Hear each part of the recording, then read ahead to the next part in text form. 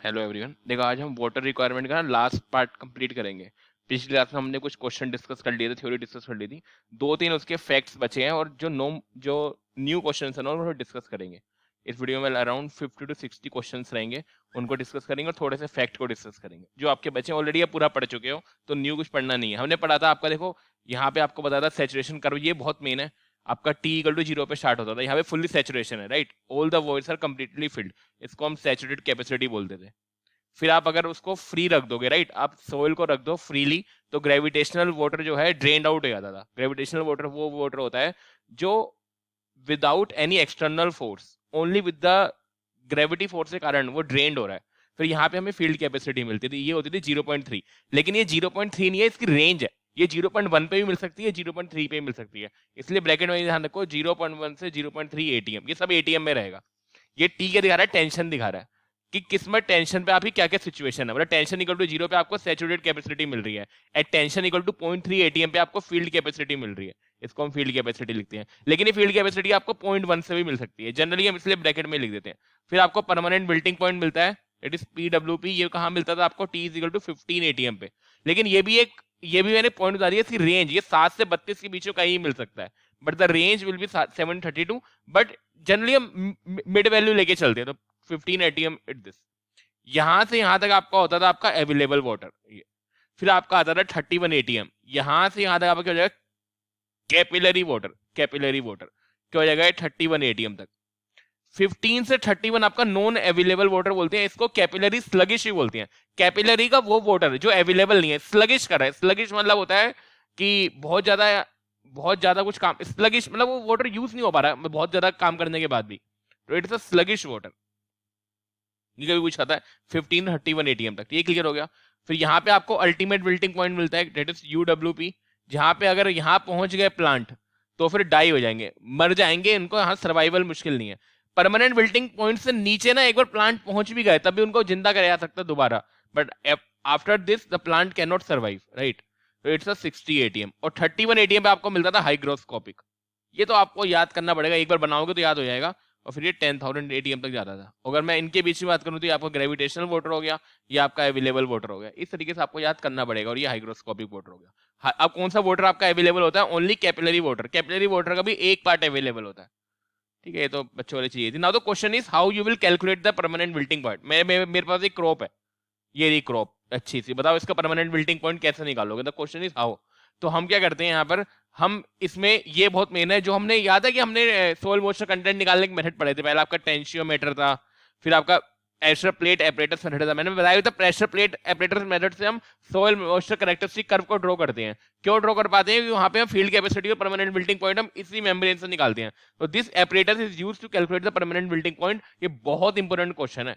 आपके पास बहुत सारे मेथड है, टेंशियोमीटर था, प्रेशर एपरेटस था। इसकी लिमिट आपकी होती थी 0.85 एटीएम, अगर आप याद करोगे तो इसकी लिमिट होती थी 15 बार। तो ये आपका यूज होता है, बहुत मेन है। देखो वैसे भी आप इसको यूज नहीं कर पाओगे, परमानेंट बिल्डिंग पॉइंट आपको मिली 15 पे रहा है, तो ये तो फेल ही हो जाएगा टेंशियोमीटर। तो ये प्रेशर प्लेट एपरेटस इसमें यूज होता है। दूसरा जो इसका लाइक एक होता है ना, क्या बोलोगे, प्लांट कौन सा हम यूज करते हैं?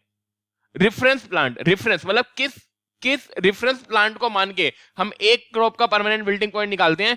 हमारे पास एक क्रॉप का परमानेंट विल्टिंग पॉइंट होता है। Suppose we are having a permanent wilting point of one type of reference crop. फिर हमें जो और किसी क्रॉप का निकालना होगा ना, तो वो इसी का फंक्शन होगा। हम यूज करते हैं सनफ्लावर को, बड़ा मेन है ये। Sunflower plant is use to calculate the permanent wilting point as a reference crop, बहुत मेन है। और कितने ग्राम यूज करते हैं? 600 ग्राम सॉइल का। और 15 एटीएम टेंशन में मिलता है। तो ये आपके तो सभी इंपोर्टेंट है। परमानेंट विल्टिंग पॉइंट आपको पता है 15 एटीएम पे मिलता है, रेंज इज 732। ये रहा सनफ्लावर प्लांट आपका, ये रहेगा, ठीक है।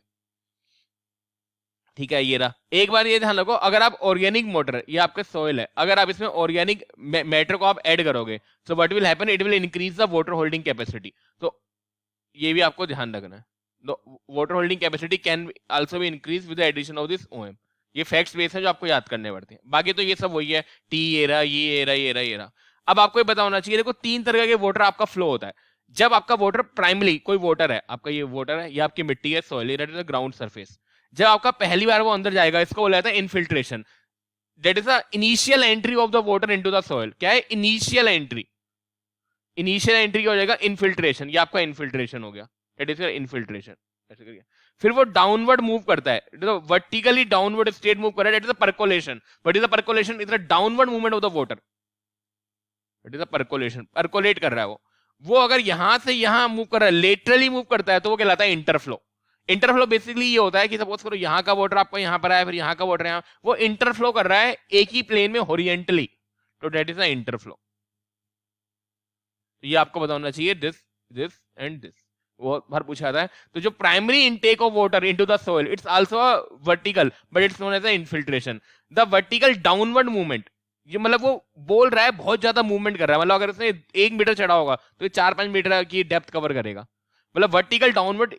The examiner is insisting on this word, the vertical downward means it's it's it's crossing a long path. And if you are, अगर आप इसकी बात करो लेटर मूवमेंट की, देन इट्स इंटरफ्लो।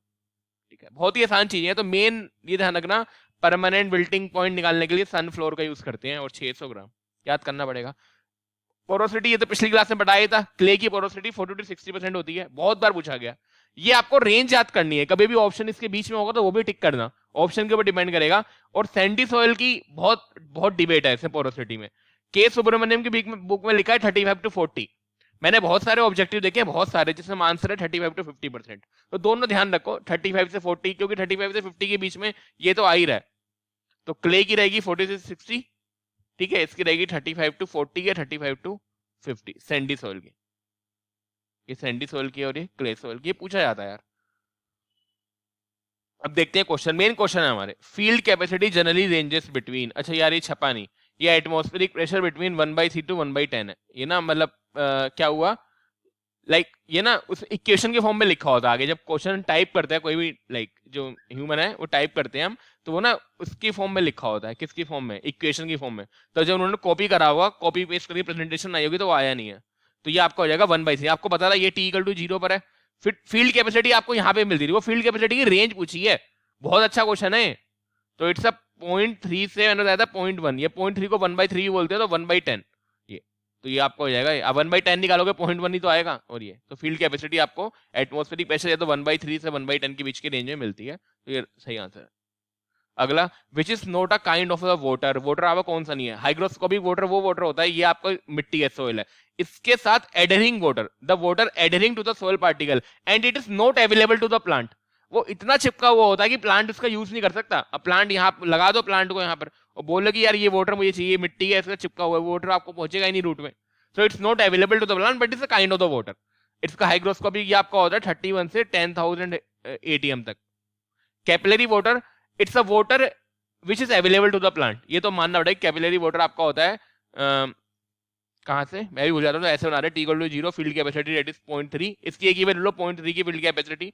फिर यहाँ पे आपका रहता है that is available water, that is sorry available water यहाँ लिखो T=15, और फिर कैपिलरी T=31। तो कैपिलरी आपका यहाँ से आधा रहता है, दैट इज 0.3 से 31, और अवेलेबल इसमें रहेगा 0.3 से 15।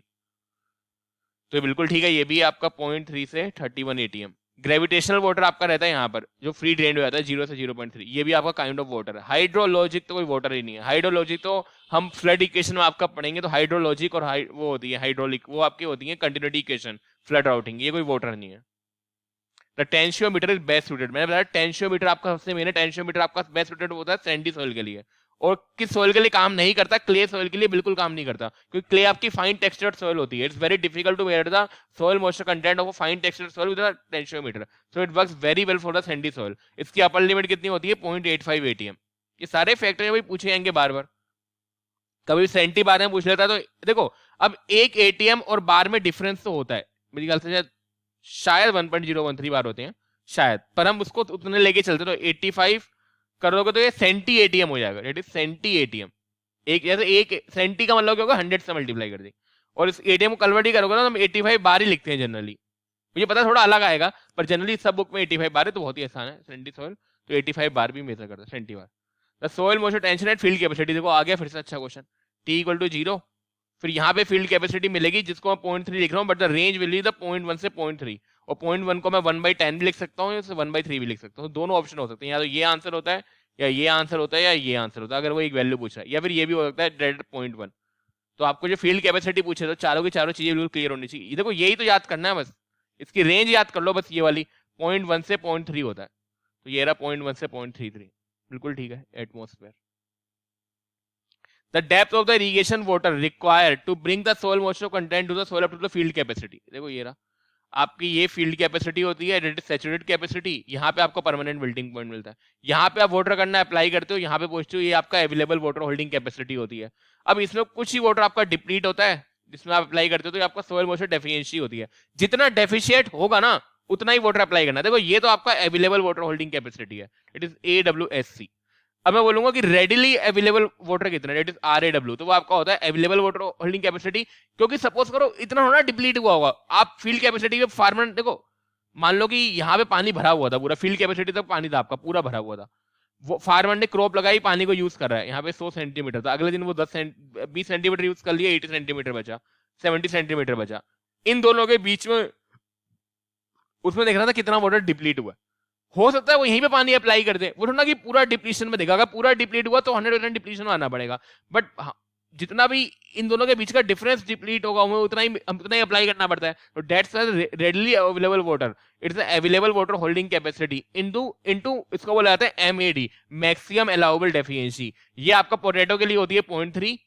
अगर क्वेश्चन में गिवन नहीं है कौन सी टाइप की क्रॉप है तो 0.5 लेना, और एक क्रॉप के लिए 0.65 भी होता था, मैं इसके लिए भूल रहा हूँ कौन सी टाइप की क्रॉप थी, ठीक है। तो ये ध्यान रखना 0.3 भी होता है, 0.5 भी, ऑलरेडी नोट्स में डिस्कस कर रखा है।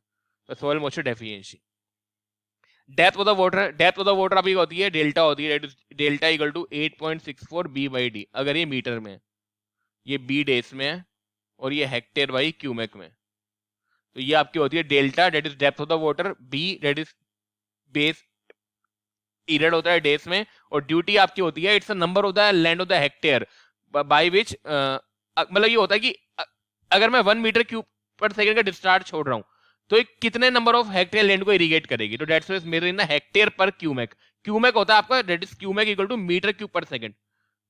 मतलब अगर मैं इसको एक कर दूं इसको, तो 1 metre cube per second discharge से इस कैनाल से या फिर इस रेट से कितना नंबर ऑफ हेक्टेयर लैंड जो इरिगेट होगा, ये आपका ये करता है, ड्यूटी बताता है, हेक्टेयर बाई क्यूमेक। तो डेल्टा आपकी रहेगी डेप्थ, इन्होंने पूछा डेप्थ ऑफ वाटर, तो डेल्टा क्या हो जाएगा, डेप्थ मीटर में। अगर यही पीरियड पूछता तो क्या होता, बेस पीरियड होता है B, और अगर यही हेक्टेयर लैंड पूछता तो आपका वाटर ड्यूटी होता। तो तीनों की तीनों चीजें क्लियर होनी चाहिए। The number of the hectares of a crop successfully raised by irrigation, और constant flow of 1 metre cube, देखो वही आ गया। आपको पता है ड्यूटी देखो है क्या, इसकी डायमेंशन में छिपा है, hectare divide by cumec. Cumec क्या होता है, मीटर क्यूब पर सेकंड। मतलब 1 मीटर क्यूब पर सेकंड अगर मैं इसको एक कर दूं तो ड्यूटी किसके इक्वल होगी, हेक्टेयर लैंड के इक्वल। मतलब if you are giving a 1 metre cube per second stream, ये आपके कैनाल यहाँ पानी से स्ट्रीम आ रहा है, so how much land will be irrigated in a base period, वो पूरी डेफिनेशन होती है, but I think is a duty. That is the soil moisture content at which the wilting point is complete and the plant will die। मतलब plant यहाँ पे लिखा plant die, मर जाएंगे तो अल्टीमेट विल्टिंग पॉइंट। हाँ अगर ये लिखा होता कि the wilting is complete, the plant still plant can survive, then आपका द परमानेंट विल्टिंग पॉइंट। ये तो आपका डिफरेंस होता है, T equal to 0, it is saturated capacity, field capacity again 0.1, range is 0.1 से 0.3। यहाँ पे आपको परमानेंट विल्टिंग पॉइंट मिलता है, दैट इज 15 ATM, और उसके बीच में फिर कैपिलरी मिलता है 31 ATM। यहाँ पे आपको अल्टीमेट विल्टिंग पॉइंट मिलता है। यहाँ पे देखो पानी गिर फील्ड कैपेसिटी से फार्मर ने यूज करना स्टार्ट करा, यहाँ तक आ गया परमानेंट बिल्डिंग, आपका यहाँ पे पानी पहुंच चुका है इतना रेंज में, इसी समय इरिगेशन अप्लाई कर दो, क्योंकि इसके नीचे गया तो बहुत खतरा की प्लांट जिंदा, और यहाँ से नीचे हो गया ये 60 ATM होता है अल्टीमेट बिल्डिंग पॉइंट। तो भैया आप जितना मर्जी वाटर अप्लाई कर दो, प्लांट यहाँ से पानी नहीं खींच सकता, डाई हो जाएगा। इसका कितना होता है, द टेंशन इज 60 ATM, ये भी बहुत मेन है ultimate wilting point. Permanent wilting point पे भी विल्टिंग होगी, ये विल्टिंग ठीक है, विल्टिंग कंप्लीट हो रही है, but plant still survive, plant can still survive. होता नहीं है वो जैसे डॉक्टर होते हैं, मर रहा होता है कोई आदमी, उसको झटका दिया जाता है, वही वाली बात है, अगर झटका दोगे तो यहाँ सर्वाइवल हो जाएगा, यहाँ पे सर्वाइवल नहीं होगा। The downward movement of the water through the saturated and release saturated, देखो डाउनवर्ड मूवमेंट को ना उसने बहुत इंफेसिस दी है, वैसे ना इनको मेंशन करना चाहिए, वैसे ठीक है, वैसे मेंशन नहीं कर रहा तो इसका मतलब है कि इनिशियल नहीं है, क्योंकि जो इनिशियल होता है ना वो भी आपका इनफिल्ट्रेशन डाउनवर्ड ही होता है, ठीक है वो सही है। तो डाउनवर्ड मूवमेंट तो आपका परकोलेशन कहलाएगा। इनफिल्ट्रेशन का होता है initial entry of the water into the soil, the vertical downward movement of the water through saturated और नियरली सैचुरेटेड सॉइल, क्योंकि वो मान के चल रहा है कि नीचे आपको ये जोन ऑफ वेरिएशन मिल रहा होगा, फिर आपको जोन ऑफ सैचुरेशन मिल रहा होगा, तो नीचे जो वर्टिकल डाउनवर्ड फ्लो हो रहा है वो आपका परकोलेशन है, एंड द लेटरल फ्लो तो आपका क्या हो जाता है, इंटरफ्लो हो जाता, तो परकोलेशन हो गया। What should be the delta and this, ये तो बहुत ही आसान है यार, delta equal to 8.64 BD, dimension याद करो, मैं कुछ लोग 864 यूज करते हैं तब वो सेंटीमीटर में होता है, लेकिन हम 8.64 करते हैं तो मीटर में होगा, बी डेस में होगा, ड्यूटी आपकी हेक्टेयर बाई क्यूमेक में होगी, रख दो फॉर्मूले में 8.64, ड्यूटी गिवन है 864 डिवाइड बाई, ड्यूटी गिवन है 864, बेस पीरियड गिवन है 120, दैट इज 120, दैट इज 100, तो ये आपका आ रहा है 1.2 मीटर, अगर इन्होंने सेंटीमीटर पूछा था 120 centimetre is right answer, that is this. In the direct irrigation duty is always express, duty बस एक ही में होता है, hectare divide by cumec, cumec मतलब होता है 1 क्यूमेक का मतलब क्या है, metre cube per second, 1 metre cube per second, ये भी ध्यान रखना। Which of the following mineral are as a silt according to the ISSS, ये तो आपको पता होना चाहिए था भाई, मैंने आपको ये शुरू में क्लासिफिकेशन लिखा दिया था, थोड़ा मुश्किल है याद करना, but you will have to remember. देखो ये ऐसे फैक्ट हैं जिनको आप छोड़ के नहीं आ सकते पेपर में, और यहाँ पे देखो इन्होंने मेंशन भी कर रखा है इंटरनेशनल सॉइल सोसाइटी, तो आपको पता है 2 सोसाइटी आपकी होती है, USDA United states department of agriculture और इंटरनेशनल सॉइल सोसाइटी दिस। तो अगर मैं इसमें क्ले की बात करूं तो दोनों की डेफिनेशन सेम रहती है 0.002 mm, 0.002 mm, लेकिन यही अगर सिल्ट की बात करें तो ये आपको हो जाता है 0.002 से 0.005, और ये आपका होता है 0.002 से 0.002, तो ये दोनों में डिफरेंस है। तो उन्होंने पूछा क्या, देखो इंटरनेशनल सॉइल सोसाइटी के उसके हिसाब से सिल्ट का साइज कितना होगा, तो 0.002 से 0.02 mm, ये तो बहुत ही अच्छा क्वेश्चन था, बहुत ही ज्यादा अच्छा question. Eight field capacity the soil moisture tension of the sandy soil is approximately, फिर से आ गया T इक्वल टू 0। अब फील्ड कैपेसिटी की रेंज क्या थी, 0.1 से 0.3 ATM, ये यहाँ पे फील्ड कैपेसिटी आपको मिल रही थी। अब आपको पता है 0.1 से 0.3 पूछे तो 0.1 आपको सही लग रहा है, ये भी नहीं होगा, ये भी नहीं होगा, ये भी नहीं होगा, तो 0.1 इज राइट, ये आपको ध्यान रखना है। The porosity of Sandy soil, देखो आ गया, क्ले सॉइल की कितनी थी 40 से 60% पोरोसिटी, और सैंडी सॉइल की कितनी है, या तो 35 से 40 लिखा है किसी बुक में, किसी बाइक बुक में 35 to 50 लिखा है, बहुत बार आया एग्रीकल्चर इंजीनियरिंग में जिसमें आंसर 35 to 50 है, ध्यान रखना है, बहुत ध्यान, तो B is your right answer, 35 to 50। The indicator plant use for determining the permanent wilting percentage, permanent wilting percentage आप कौन से इंडिकेटर प्लांट से निकालोगे, सनफ्लोर, मैंने बताया था सनफ्लोर, कितना लोगे 600 ग्राम, ठीक, कौन से में मिलता है 15 ATM में मिलता है, कौन सा ऑपरेटर यूज करते हैं, pressure operators, pressure plate operators, तो sunflower is a indicated plant. What do you infer the following statement? There exists a positive correlation between the organic matter and its water holding capacity, बिल्कुल ठीक है, if you increase the organic matter the water holding capacity will get increased, it's absolutely right. The channels left by the decayed root platform perform an important role in the percolation of water, it's absolutely correct. What they are saying is, suppose you have grown a plant, right, so by growing this plant there will be some channel which will be, इस plant के बोने से कुछ channel बन जाते हैं, right, this channel can be used for this circulation of a water, मतलब ये चैनल हेल्प करेंगे, अगर इस चैनल की स्लोप वैसी है जो उसको और ज्यादा परकोलेट हो डाउनवर्ड मूवमेंट में, तो वो उसको हेल्प करेंगे, ठीक है, वर्टिकल स्ट्रेट मूवमेंट होता है but still it will help. ये इन्होंने बोला कि जो channel left by the decade root platform, कुछ रूट जो डिकेड हो चुकी हैं उनसे जो चैनल्स बने हैं, उनके जो आपकी संरचना ऐसी होती है इस रूट की, जो चैनल बनते हैं वो हेल्प करते हैं, तो both are true, absolutely. Hygroscopic moisture, ये तो आपको पता होना चाहिए, that is this T equal to 0, saturation capacity, field capacity that is 0.1 से 0.3, then permanent wilting point that is 15 ATM, then it is capillary, इसको हाइग्रोस्कोपिक भी बोला जाता है, दैट इज 31 ATM, यहाँ पे आपका कैपिलरी वाटर रहेगा, यहाँ पे आपका अवेलेबल वाटर रहेगा, अल्टीमेट विल्टिंग पॉइंट यहाँ पे आपका ग्रेविटेशनल वाटर रहेगा इनके बीच में। तो उन्होंने पूछा हाइग्रोस्कोपिक मॉइस्चर कहाँ पे 31 ATM पे स्टार्ट होता है, 31 से 10,000 तक जाता है, फिर ये अगर मैं हाइग्रोस्कोपिक वाटर की बात करूँ, और हाइग्रोस्कोपिक कोफिशिएंट मतलब ये तो होता है एक पॉइंट, ठीक है, आप समझ ही गए 31 ATM। द पीएफ का फॉर्मूला क्या था, दैट इज log 10 बेस पे h, ये तो आपको होता है log 10, ये आपका h क्या होती है, h is the height of a soil moisture tension, अगर आपका टेंशन प्रेशर में गिवन है, प्रेशर में, जैसे आपको ATM है तो पेशियम में पहले रोज ही h लगाओ, वहां से h निकालो, फिर इस फॉर्मूले में यहाँ पुट करना, ये तो बहुत ही आसान है, डायरेक्ट हाइट दे रखी है 1000 सेंटीमीटर, ये तो बच्चों वाला दे दिया ना 3 आ जाएगा, और ये सेंटीमीटर में होती है, तो क्या हो जाएगा 3 इज राइट आंसर।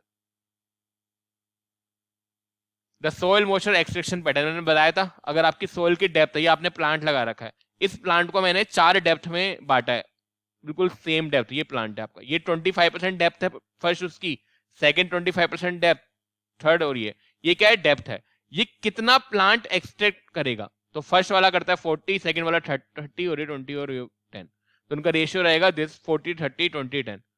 वैसे इनका रेशियो 4, ये 0 0 काट के देना चाहिए था, ये भी पता नहीं क्या करते हैं, 4 3 2 1 होना चाहिए था, ये भी ठीक है 40 30 20 10। द प्रेशर प्लेट एपरेटस आ गया, टेंशियोमीटर की मैक्सिमम लिमिट कितनी होती है 0.85 ATM, या फिर 85 सेंटी बार भी बोल सकते हो इसको, और प्रेशर प्लेट एपरेटर ये आपका 15, आप समझ रहे हो 15 बार 15 ATM हो गया लगभग, एक बार एक ATM मान लो, मुझे पता नहीं होता, मान लेगा जस्ट दिखाने के लिए 15 ATM तक काम करता है, और इसी से हम क्या निकालते हैं आपका परमानेंट विल्टिंग पॉइंट। कौन सा प्लांट यूज करते हैं, सनफ्लावर, ये तो हो जाएगा 15 बार। द टाइम डोमेन रिफ्लेक्टोमीटर, ये आपका TDR मेजर करता है सॉइल मॉइस्चर, कैसे मेजर करता है, डाइलेक्ट्रिक कांस्टेंट को मेजर करके, यही पूछा जाता है, तो it will help in the soil moisture content, TDR time domain reflectometer, and it will measure the dielectric constant, with the help of the dielectric constant we can measure the soil moisture, ये मैंने सब notes में बता रखा है। Only water available to the plant, capillary water का ही water आपका अवेलेबल होता है, अवेलेबल वाटर, यार ये मतलब टाइप ऑफ वाटर में नहीं आया, पता है टाइप ऑफ वाटर में आपके स्टैंडर्ड होते हैं ना, आपको ग्रेविटेशनल वाटर होता है, कैपिलरी वाटर होता है, हाइग्रोस्कोपिक वाटर होता है, जनरली हम इन्हीं की बात करते हैं, ये अवेलेबल नहीं होता, ये अवेलेबल नहीं होता, और ये अवेलेबल होता है, बट ये देना नहीं चाहिए यार ऑप्शन में ना, ये क्या कर देते हैं कभी भी, ये तो बिल्कुल ही नहीं होगा, ये भी बिल्कुल नहीं होगा, ये तो ग्रेविटेशनल वाटर तो ड्रेन्ड आउट हो जाएगा अंडर द ग्रेविटी, हाइग्रोस्कोपिक वो सोइल के साथ एडर होता है, चिपका हुआ होता है, तो वो भी अवेलेबल नहीं होता, कैपिलरी वाटर ही अवेलेबल होता है, हमेशा आंसर कैपिलरी ही रहेगा।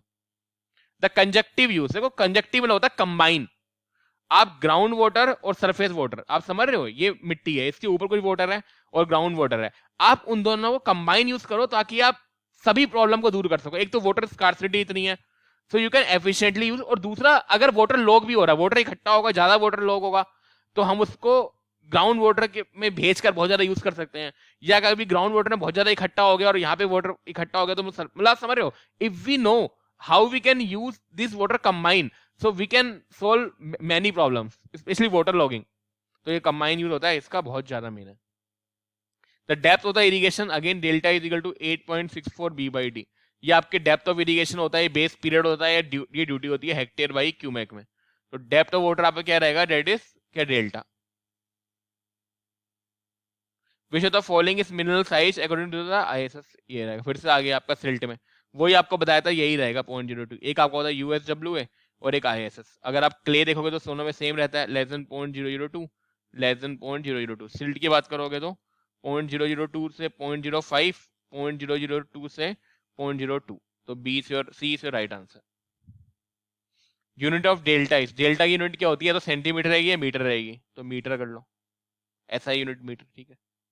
The water requirement of a crop is mainly estimated for crop planning, बिल्कुल ठीक है यार, मेन आप पता है वाटर रिक्वायरमेंट क्यों कर रहे हो, वैसे तो वाटर रिक्वायरमेंट करने के बहुत सारे मेजर होते हैं, मेन आप करते हो इरिगेशन शेड्यूलिंग में यूज उसका, क्योंकि depth of irrigation divide by consumptive use of irrigation scheduling निकालते हो, इसको फ्रीक्वेंसी बोलते हैं, कितने टाइम बाद, how many number of days you will apply for the irrigation, या फिर successive days between the irrigation, तो ये प्लानिंग में ही आता है पूरा, अगर आप पढ़ोगे तो, क्योंकि अगर आप माइकल ओझा की बुक भी पढ़ोगे ना, they have hiding irrigation scheduling and planning, then they have mentioned a crop water requirement, तो the first is absolutely right। determine transpiration, तो evaporation आ गया, transpiration के लिए हम थोड़ा बेसिक करते हैं, transpiration से हम crop water requirement निकाल लेंगे, ये तो बिल्कुल ही गलत है, ये तो बिल्कुल ही गलत भैया, A is right answer। the average moisture extraction by the plant from the first 25% depth, ये 25% डेप्थ है, ये 25% है, ये 25% है, ये 25% है, ये 40 करता है, ये 30, ये 20 और 10, ये है डेप्थ, लाइक कोई भी डेप्थ होती है ना, उसको 25 मतलब उसके 4 हिस्से कर दो, पहला वाला हिस्सा इतना परसेंट मॉइस्चर एब्सॉर्ब करता है सॉइल का, ये प्लांट, ये मैं प्लांट समझो, और ये मिट्टी से पानी निकालना है, ये मिट्टी यहाँ पानी पड़ा है, ये पानी, तो ये 40% निकाल लेगा, ये तो बिल्कुल काम चोर है 30, और ये लास्ट वाला बिल्कुल खत्म, तो 40 फर्स्ट वाला। The difference in the moisture content with field capacity and the permanent wilting point is available water, ये आपका अवेलेबल वाटर होता है, बिल्कुल ठीक है, इट इज फील्ड कैपेसिटी ये तो बता ही चुका हूँ, परमानेंट मेल्टिंग पॉइंट ये आपका अवेलेबल वाटर होता है। और रेडिली अवेलेबल वाटर कौन सा होता है, अगर मैं इसमें डिप्लीशन से मल्टीप्लाई कर दूं, that is available water. Available water बोल लो, अवेलेबल वाटर होल्डिंग कैपेसिटी, ये क्या है, the field capacity minus permanent wilting point, formula होता है, बस ये ध्यान रखो अभी। और रेडिली अवेलेबल वाटर क्या होता है, अवेलेबल वाटर होल्डिंग कैपेसिटी का वो हिस्सा जो डिप्लीट हुआ है, या मैक्सिमम अवेलेबल डेफिशिएंसी, कुछ लोग इसको डिप्लीशन भी बोलते हैं। if you go in the civil engineering they will call it as this depletion, हम उसको maximum allowable deficiency बोलते हैं। to determine the moisture content of soil is kept, आपको याद हो हमने सबसे पहला मेथड पढ़ा था आपका ओवन मेथड, अगर आपको याद आ रहा हो तो मैंने उससे बताया था, मैं को खोल भी लेता हूँ ओवन मेथड आपका, रुको एक मिनट में नोट्स नहीं, मैं आपको पूरा बता देता हूँ, एक बार रिवीजन भी हो जाएगा। हाँ, ओवन मेथड बता रहा है टेम्परेचर रहता है 105 डिग्री, देखो पूछ लिया 105 डिग्री कितना, मतलब टेम्परेचर याद करना पड़ेगा, एक बार पूछ लिया, टाइम इज 24 आवर्स। और टाइम को रिड्यूस करने के लिए हम मिथाइल एल्कोहल का यूज करते थे, ये कैल्शियम क्लोराइड का यूज करते थे। और मॉइस्चर कंटेंट कैसे निकालोगे, दैट इज आपका water loss divide by dry weight into 100। तो आपका टेम्परेचर कितना रहता था 150 डिग्री, और टाइम कितना रहता था 24 घंटे, तो 105 degree centigrade temperature. The relationship between the area irrigated and the quantity of the water use to irrigated purpose for this, आपको पता है ड्यूटी क्या होती है, that is number of the area irrigated, number of the hectare बोला जाता है, area को हम हेक्टेयर में मेजर करते हैं, हेक्टेयर पर क्यूमेक में बाई 1 मीटर, तो ये आपका करता है एरिया और discharge 1 metre cube per second, तो इन्होंने वही दे रखा है the relationship between the area irrigated, ये area and the quantity of the water use, quantity of the water कैसे निकालो, डिस्चार्ज रेट से 1 मीटर क्यूब पर सेकंड से, कौन सा करता है, ड्यूटी ऑफ वाटर आपका रिलेशनशिप एस्टैब्लिश करती है। The period for which the water is supplied, again the delta is equal to 8.64 b by d, the base period है, नाम ही base period, तो period क्या हो जाएगा आपका, that is this base period। Arrangement of a soil particle in this आपका क्या कहलाएगा, सोइल स्ट्रक्चर, एक आपका टेक्सचर होता है, एक स्ट्रक्चर होता है। टेक्सचर आपका होता है relative proportion of clay sand and the silt, clay sand और सिल्ट कितना है उसमें, और सोइल पार्टिकल का अरेंजमेंट कैसा है, ये आपका स्ट्रक्चर में आता है, वो कैसे अरेंज है, ग्रेनुलर स्ट्रक्चर है, कैसा स्ट्रक्चर है, तो आपका इसमें रहेगा। The tensiometer are used for measure, tensiometer आपका कैपिलरी पोटेंशियल मेजर करते हैं, ये इनडायरेक्टली मेजर करेंगे सोइल मॉइस्चर, सोइल मॉइस्चर ये मेजर करते हैं बिल्कुल ठीक है, but first they will measure the capillary potential, we are having the existing graph between the capillary potential and the soil moisture, so we can indirectly measure the soil moisture with the help of the capillary potential which has been measured by the tensiometer। तो बहुत ध्यान से question पढ़ना, ये तो बिल्कुल नहीं है, ये भी नहीं है, ये भी नहीं है, नहीं सोइल मॉइस्चर ठीक है ये, हाँ अगर यहीं पर कैपिलरी पोटेंशियल भी होता, देखो क्वेश्चन कैसे कैसे बनता है थोड़ा डिस्कस करते हैं थोड़ा। मान लो पहला ऑप्शन है कैपिलरी पोटेंशियल और सोइल मॉइस्चर भी है, तो मैं आंसर ये लगाऊंगा भाई बिल्कुल ठीक है, क्योंकि वो कैपिलरी पोटेंशियल मेजर कर रहा है ना टेंशियोमीटर। तो अगर मुझसे बोलेगा कि मैं फील्ड में गया, मैंने क्या मेजर करा, कैपिलरी पोटेंशियल, मैं फील्ड से आकर लैब में मैंने ग्राफ देखे कि इस कैपिलरी पोटेंशियल में इतना मॉइस्चर होता है विद एग्जिस्टिंग ग्राफ, तो मैंने मेजर करा, ठीक है। लेकिन कोई बच्चा बोल सकता है हम सोइल मॉइस्चर मेजर करते हैं, बिल्कुल ठीक है। अगर ऑप्शन ऐसे होते capillary potential, soil water, soil moisture, और ऑप्शन सी होता बोथ, तब मैं दोनों लगाता, क्योंकि लॉजिकल ये लग रहा है दोनों मेजर करता है वो।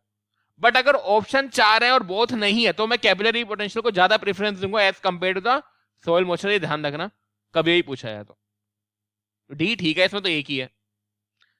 1 एटमॉस्फेरिक प्रेशर, ये तो आपको पता होना चाहिए, 1 ATM आपका 1036 होता है और 1 बार आपका 1023 होता है, ये तो भैया बहुत मेन है, मैं बता डायरेक्ट पूछे आते हैं जो ऑप्शन होते हैं 1036। हाइग्रोफिलिक्स आपका ये होता है, एक आपका होता है डेट इज हाइग्रोफिलिक, और एक आपका होता है हाइग्रोफोबिक। फोबिक मतलब होता है डर, दूर जाना, विच रिपेल्स वाटर, दूर दूर भगा रहा है, और विच अट्रैक्ट्स वाटर, तो क्या हो जाएगा, हाइग्रोफिलिक क्या है, attracts water. The soil moisture content, ये आपका ग्राफ आता है, अगर ये सोइल मॉइस्चर टेंशन है या फिर ये मॉइस्चर कंटेंट और टेंशन है, तो ग्राफ आपका ऐसे आएगा, दिस, ये ऐसे ग्राफ आता है, और उसमें भी ये क्ले होती है, ये सैंड होती है, और ये सोइल, मतलब if you increase the tension the soil moisture content will decrease, ये आपका सोइल मॉइस्चर कंटेंट है, तो decrease with the soil moisture tension. The pressure plate operator use होता है 15 बार, और ये आपका सनफ्लोर यूज करके परमानेंट मेल्टिंग पॉइंट भी निकालते हैं इससे। The time domain reflectometer is measure the soil moisture with the help of the dielectric constant, dielectric constant से मेजर करते हैं, then we can infer the soil moisture with the existing graph. The tensiometer install आ गया, देखो ये है question अच्छा, मतलब it's a very logical question. They have mentioned the two options, the capillary potential and the soil moisture content, and they have not given the choice between these two, that you can choose both at the same time. There is no both choice given, right? So what the answer will be the capillary potential. Why? Tensiometer जो है capillary potential measure कर रहा है. With the help of the capillary potential, we can measure the soil moisture content with the existing graph. So if one want to say the exact line, the tensiometer can measure the soil moisture content, but it's indirectly measure. Indirectly, the tensiometer can measure the capillary potential and directly measure. वो energy potential, capillary potential है आपका, एक energy potential हो गया, potential है, वो उसको direct major कर रहा है.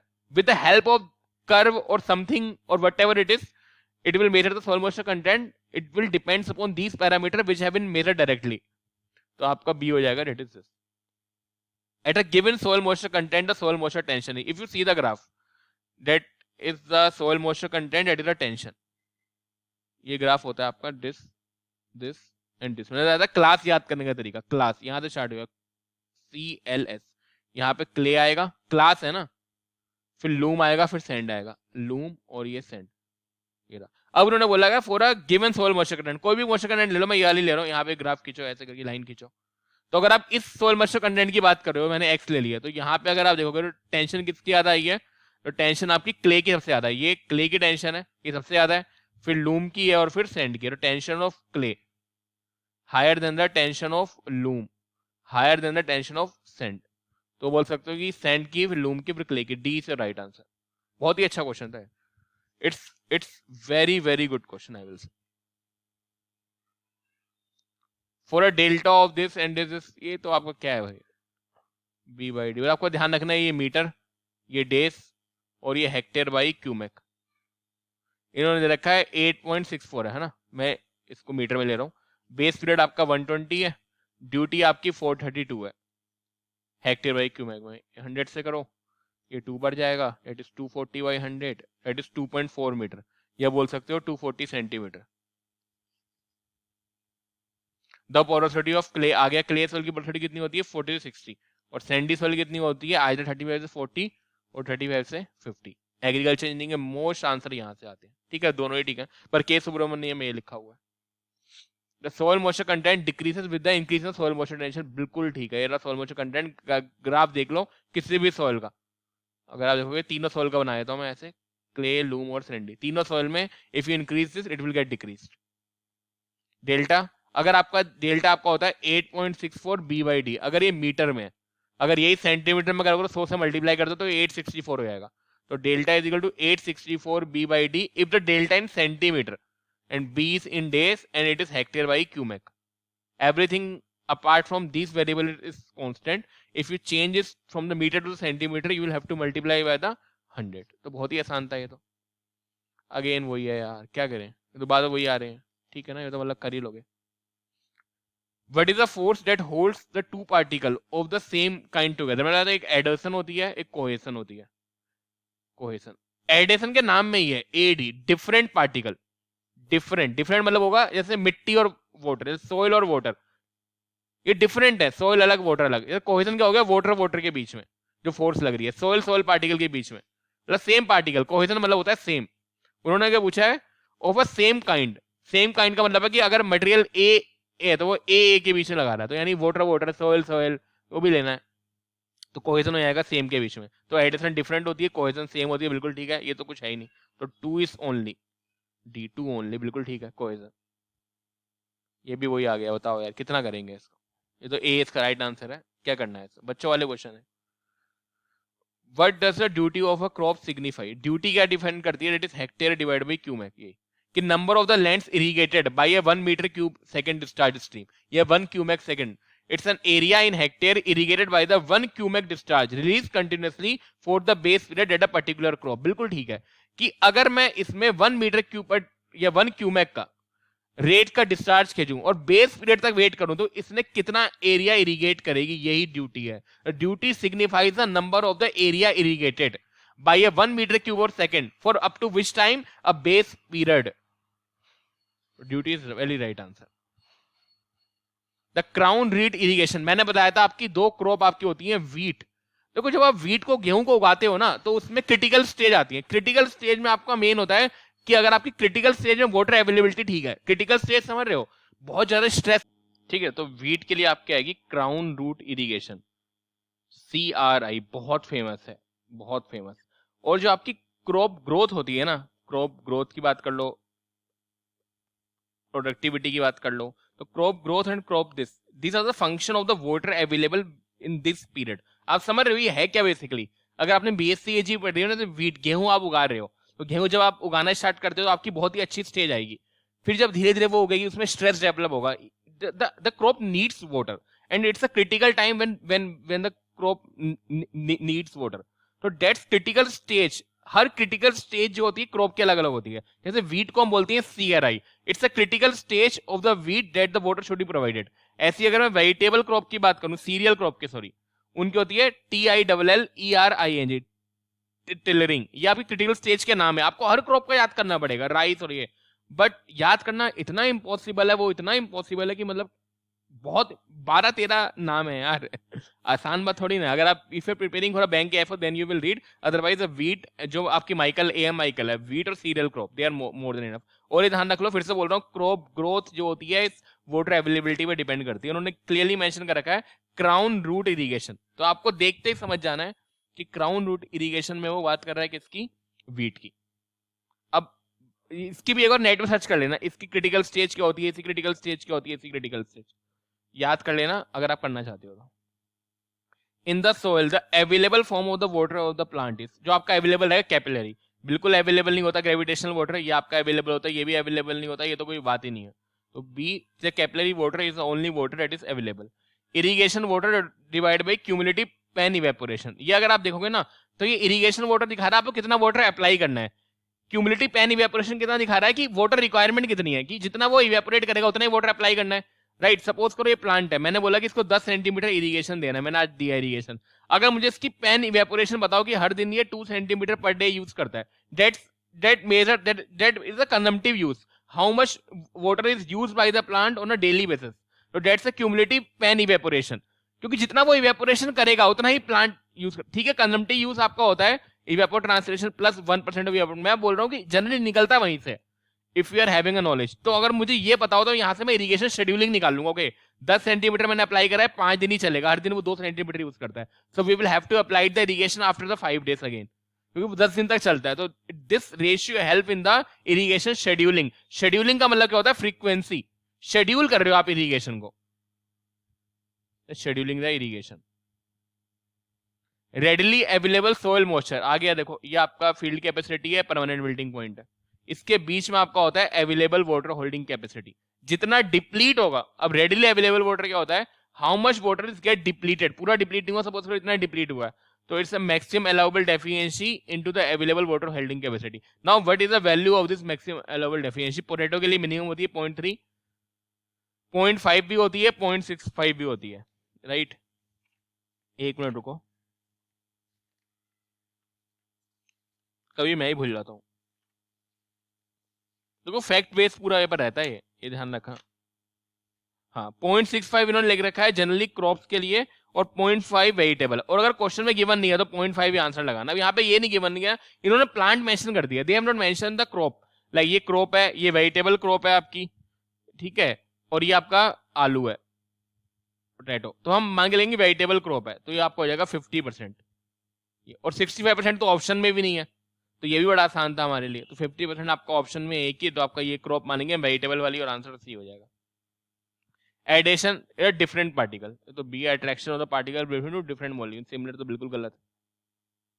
Arrange the following crops in the increasing order effective root zone depth, बहुत मेन है, ICR का क्वेश्चन है, बहुत ज्यादा मेन है, अगर आपने ये पढ़ रखा हो। राइट, हमने ये पढ़ा था कि लाइक आप ऐसे बनाओ, 4-5 डेप्थ आपकी होती है, 440, 60, 90, 120, 180, ये आपको ये मेन याद करके आनी है कि एक डेप्थ कौन कौन होता है। अब याद करने का तरीका क्या है? बहुत मुश्किल है, बीच में याद कर लो। जो हम खाना खाते हैं ना 90 सेंटीमीटर वाली क्रॉप, वो बीच में आती है। क्या खाते हैं जनरली नॉर्थ इंडिया में? हम क्या खाते हैं? मेरे को कर लो इमेजिन, हम रोटी खाते हैं, रोटी लिख रहा हूँ हिंदी में ताकि याद रहे, व्हीट, गेहूं। और दूसरा हम क्या खाते हैं? तंबाकू, मैं नहीं खाता लेकिन मान के चलो तंबाकू की एक अच्छी आदत है, एक बुरी आदत है, बीच में तो हो गया ये, ठीक है। अब याद करने का तरीका, 40 सेंटीमीटर डेप्थ है, ये 60 सेंटीमीटर डेप्थ है। अब ये याद करो, प्रो ने सीवी लगाया, उसने सीवी में लिखा कि मैंने एमएस कर रखी है ताकि मुझे साक कंपनी में जॉब मिल जाए। क्या करा प्रो ने सर, सीवी लगाया, उसने बोला कि मैंने एमएस, सीवी में लिखा कि मैंने एमएस कर रखा है और उसकी साक कंपनी में जॉब लग गया। अब यहां पे 3 क्रॉप आपकी आती हैं जो आपको याद करनी पड़ेंगी, राइस, पोटैटो और ओनियन। ये रहा PRO, पोटैटो, P से पोटैटो, R से राइस और O से ओनियन। ये CV है, यहाँ पे क्रॉप और वेजिटेबल क्रॉप। ये 90 में आ गया वीट, रोटी एंड तंबाकू। 120 में आया MS में आपका क्या आया, मेज एंड सोरगम, मेज एंड सोरगम। यहाँ पे आया साक, SAAC। यहाँ पे आपका आएगा शुगर केन बहुत वो होता है, लाइक 180 सेंटीमीटर डेप्थ होती है रूट जोन। ए से आपका है एप्पल, ये SACC है। सी से आपका है साइट्रस और सी से आपका है कॉफी। ये आपको याद करना पड़ेगा, that you will have to remember. अगर नहीं याद करने चाहे तो क्या कर सकते हैं भैया, ये तो याद ही करना पड़ेगा। 40 सेंटीमीटर डेप्थ किसकी होती है, पोटैटो, राइस, ओनियन की। 60 सेंटीमीटर कितनी होती है क्रॉप, वेजिटेबल क्रॉप की। 90 सेंटीमीटर किसकी होती है, वीट और तंबाकू की। 120 सेंटीमीटर किसकी होती है, मेज एंड सोरगम की। 180 सेंटीमीटर किसकी होती है, शुगर केन, एप्पल, साइट्रस और इसकी। एक दिन लग जाता है याद करने में, मैं मजाक नहीं कर रहा, अभी थोड़ा याद करना है। और अगर आपको याद नहीं हो रहा तब भी एक ट्रिक है, देखो आप ये ध्यान रखो, 4 ये क्रॉप है ना, इन चारों को आपने उसमें करो। सबसे छोटा चावल का दाना आपका होता है, आप मान के चलो चावल का दाना इतना साइज होता है, देखा भी होगा। गेहूं का दाना होता है थोड़ा सा बड़ा होता है, तो ये चावल आ गया, राइस। वीट थोड़ा सा उससे बड़ा होता है, शुगर केन तो बहुत ही बड़ा हो, गन्ना है बहुत ही बड़ा होगा शुगर केन। मतलब आप वही मान के चलो, जनरल आपको याद ही करना है एट द एंड, सोरगम इसके बीच में कहीं होगा। तो ये भी एक तरीका है। तो rice, wheat, sugar cane, sorghum, अगर आप वो याद नहीं करना चाहते, वरना वो सबसे अच्छा है, प्रो ने CV लगाया, MS कर सके, साग कंपनी है, बीच में जो खाते हो क्या खाते हो, वीट और तंबाकू। ये 40 सेंटीमीटर, 40, 60, 90, 120 और 180। ट्रिक है भैया, आप क्या करें, मतलब 60 30 का डिफरेंस है ये, फिर 60 का डिफरेंस, ये तो याद हो जाएगा, ठीक है ना। मतलब ये तो इंक्रीजिंग ऑर्डर में आपको मेन याद करना है।